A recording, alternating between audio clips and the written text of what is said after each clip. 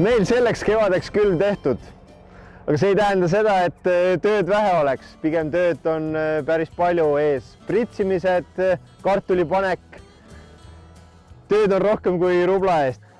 Lähme põllule, vaatame, mis toimub.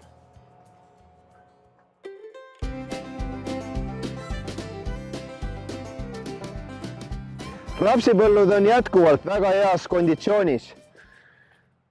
Juba tugevalt pikkust kasvu visanud. Siin sai 7 päeva tagasi pritsitud kasvuregulaatori kaaruksi ja lisaks insektitsiidiga. Ehk siis varre peitkärsakas ja hiilamardikas see populatsioon maha suruda ja rapsitaimi võrsuma ajada. Nüüd just vahetult enne õitsema minekut anname veel erinevaid leheväetiseid ja lisaks ka veel poori, et õitsemine oleks võimalikult ühtlane, võimalikult hea.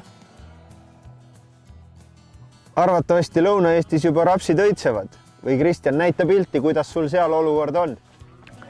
Jah, siinpool ongi olukord selline, et esimesed õied on ennast juba täiesti lahti ajanud, õitsemine on alanud, põllul on selline kollakas varjund ja mesilasedki on juba kohal siin tolmeldamas.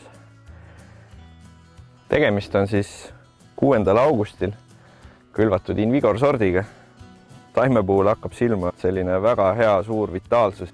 Näeme, et siit tuleb hästi palju mitmeid erinevaid külgharusid ning lähenev jaheperiood võib isegi tegelikult hea olla, et külgvarred saavad järgi areneda ja tuleb selline hea ühtlane õitsemine.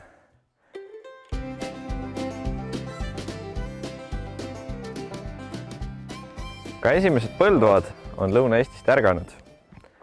Kui mul endal uba maas ei ole, siis tulin naabrimehe põllu peale ja siin on sordiks louhi ja külv on väga kenasti tärganud. Ühtlane põld. Aga mida siin täna jälgida? Mulla herbitsiid on siin tehtud, umbrohutõrje on korras, aga kärsakad, et neid peaks praegusel hetkel monitoorima just sellise ilusa päikesepaistelise ilmaga. Hetkel see asustus ei ole nii tihe ja eriti palju söödud leheservasid ei ole, kuid kindlasti ei tähenda see seda, et neid ei peaks jälgima ja monitoorima.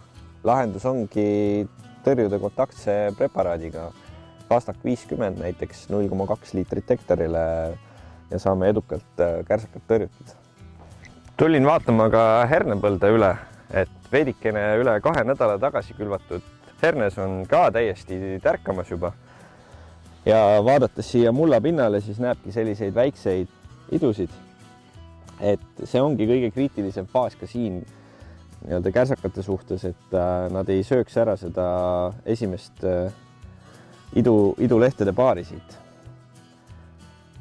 Aga Alo, kuidas on Virumaal? Kas seal ka juba hernetoad on tulemas? Meie ootame herne tärkamist.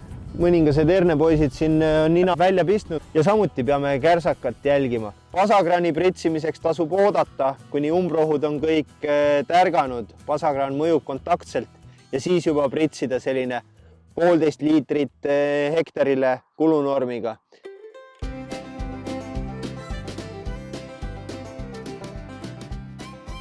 Nisudes käib hoogne pritsimine.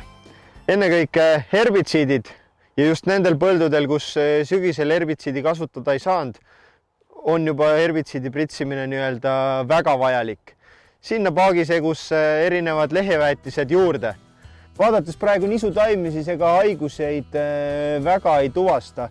Erand on küll põllud, kus on külvatud nisu järgi. Seal on mõnel pool TDR-i ehk pruunlaiksust märgata. Pigem T1 fungitsiidi ja kasvuregulaatoriga tasuks oodata külmalaine lõppu või siis, kui jälle soojemaks läheb. Et siis on õige aeg pritsida. Ja siis juba see kompott kokku, et Medax Max Capaloga segus või Medax Max Powerbackiga segus. Nisud on tõesti hästi arenenud viimaste soojade päevadega ning võikski öelda, et siin lõuna pool käies ringi ka veidikene teistes maakondades, siis sellistel sortidel nagu Ramiro, Edwins, Fredis on kätte jõudnud kasvufaas 31 peaaegu igal pool ning kohati ka 32, sõltuvalt siis jälle sügisesest külviajast. Ka siin minu enda põllu peal on sordiks Edvins ja lahti lõigates seda taime näengi, et selline kasvufaas on 31,5 võiks öelda, ehk siis esimese teise kõrresõlme vahel. Ideaalne T1 aeg on käes ja olen märganud ka esimest jahukastet ikkagi taimedel. Ning plaanis on siis kasutada veidikene kõrgemaid kulunorme, kui mul oli talvel siis nii-öelda paberi peal ette planeeritud, sest taimik on ilus, lämmastikku olen andnud ka siia kõik juba ära, endfoon on hea ning kasutaksin sellistel põldudel, kus on olnud eelvili siis hernes ja raps, kapaalot 1 liiter hektarile ning põldudel, kus on olnud nisu külvi korras siin tihedamalt, siis seal lähen lahendusega Priaxor Powerback 0,4 + 0,4 liitrit hektarile. Kasvuregulaator sarnaselt Alo sinuga medaks maks ka mul.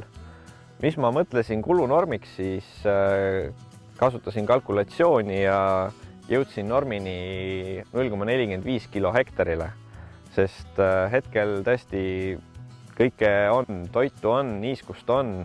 Ma ei soovi lamandumist ja seetõttu ka kasutan veidi kõrgemaid kulunorme kasvu reguleerimisel.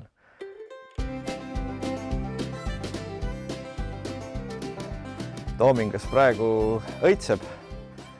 Ikka öeldakse, et see on hea aeg kartulipanekuks.